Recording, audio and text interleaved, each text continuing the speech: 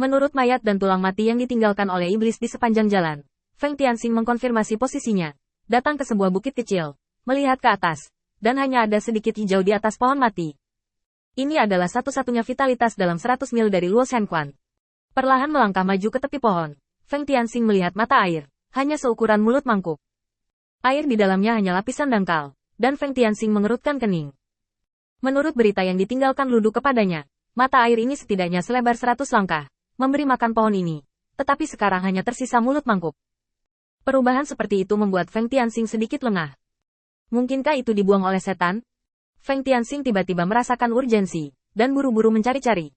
Pada akhirnya, di pohon mati, Feng Tianxing menemukan sesuatu. Di batang pohon mati, ada ruang tersembunyi. Jika bukan karena jejak aliran energi spiritual, Feng Tianxing hampir akan melewatkannya.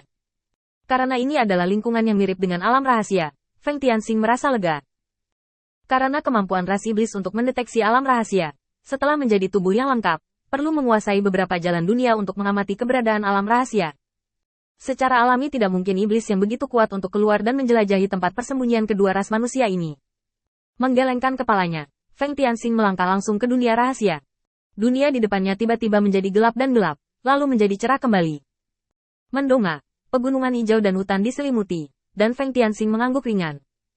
Tidak buruk, meskipun vegetasi di sini masih agak jarang dan tidak cocok untuk tempat tinggal manusia, namun jauh lebih baik daripada lingkungan di luar Luo Shenquan. Saat Feng Tianxing berjalan ke kedalaman alam rahasia, lingkungan sekitarnya tampak kesurupan sejenak. Feng Tianxing sedikit bingung, tetapi tidak mengingatnya. Dia sangat ingin melihat jejak kelangsungan hidup umat manusia. Setelah berjalan beberapa ratus meter, mata Feng Tianxing tiba-tiba dipenuhi keraguan. Melihat ke belakang, saya masih dalam posisi memasuki dunia rahasia. Jika itu orang lain, mungkin mereka akan menghibur diri mereka sendiri saat ini. Lagi pula, jarak 100 langkah terlalu pendek untuk melihat apapun. Tetapi bagaimana mungkin Feng Tianxing tidak mengetahui kengerian susunan hantu? Dia segera berhenti dan melihat sekeliling dengan hati-hati. Masih belum ada perubahan pada pemandangan di sekitarnya. Dia awalnya ingin menggunakan kesadarannya untuk menjelajahi ruang ini, tetapi tubuh fisik Feng Tianxing saat ini terlalu membatasinya, dan kesadarannya tidak dapat menyelidiki terlalu jauh. Setelah ragu-ragu, Feng Tianxing memilih untuk tetap diam dan berdiri di tempat yang sama dengan ringan.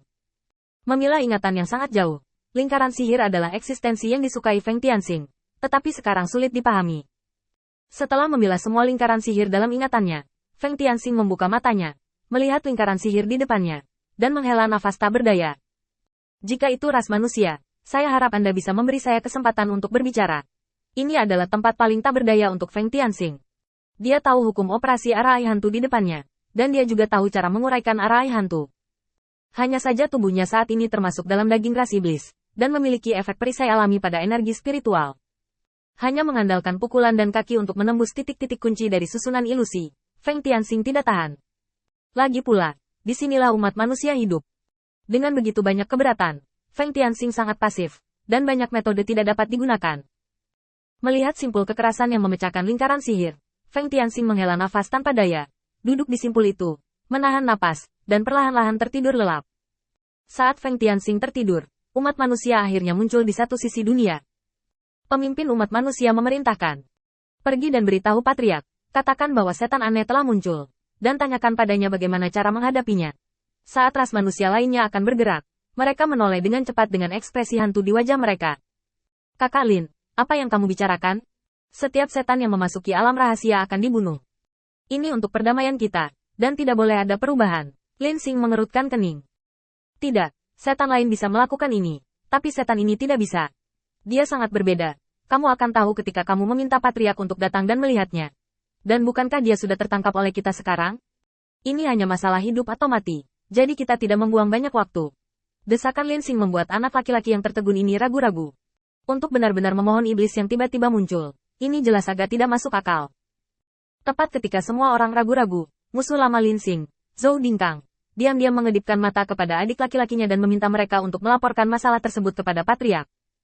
Sebagai musuh bebuyutan ras manusia, tidak ada ras iblis yang diizinkan hidup di dunia mereka, dan mereka akan membunuh ketika melihatnya. Ini adalah garis bawah mereka hari ini. Melihat Lin Xing masih menggujur ras manusia itu, Zhou Dingkang mencibir di dalam hatinya. Lin Xing, meskipun kamu adalah seorang jenius yang jarang terlihat dalam ribuan tahun, aku tidak memiliki kesempatan untuk menekanmu. Tapi sekarang, Karena kamu mengungkitnya sendiri. Jangan salahkan aku. Berdoalah untuk iblis. Kejahatan ini saja sudah cukup untuk menghancurkan tulangmu. Setelah kamu mati, nama jenius ini secara alami akan menimpaku. Dan aku akan menikmati sumber daya yang tidak ada habisnya pada saat itu. Dengan ide yang sudah ditentukan, Zhou Dingkang berbicara langsung. Lin Xing, kamu bisa berpikir jernih tentang apa yang kamu lakukan sekarang. Kamu seharusnya lebih tahu dariku apa artinya berbicara untuk iblis. Lin Xing merasa sedikit ragu ketika mendengar ini. Dia memang pernah mendengar kata-kata Feng Tianxing sebelumnya, dan tahu bahwa ras iblis ini sama sekali berbeda dari ras iblis lainnya. Apalagi, posisi dia tidur adalah tempat paling rentan di seluruh formasi hantu. Dengan satu pukulan, dia bisa mematahkan formasi hantu dan melarikan diri. Jika itu hanya kebetulan, itu akan sedikit terlalu kebetulan. Bagaimana dia bisa berhenti di tempat yang begitu penting dan mengatakan sesuatu seperti itu? Tidak masalah. Jika penilaiannya salah, kita juga bisa menebusnya, membunuh iblis ini, dan tidak pernah mengalami masalah di masa depan. Kata-kata Lin Xing membuat umat manusia yang hadir sedikit bingung. Tampaknya telah kembali ke masa ketika ras manusia dulu berada di atas ras iblis. Meski perlakuan mereka kini benar-benar terbalik dibandingkan dengan kenyataan. Aku di sini hanya untuk mengingatkanmu bahwa kamu benar-benar memiliki sesuatu yang salah. Tetapi kamu tidak bisa menyalahkanku. Kamu harus berpikir jernih tentang betapa Patriark membenci iblis.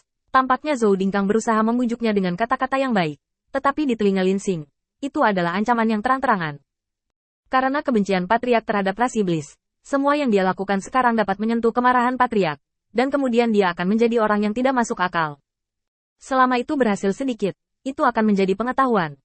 Lin Xing ragu-ragu, melirik Feng Tianxing yang tertidur lelap, dan mengeluarkan pedang dari cincin sumi. Seperti yang dia katakan sebelumnya, belum terlambat untuk menebus kesalahan.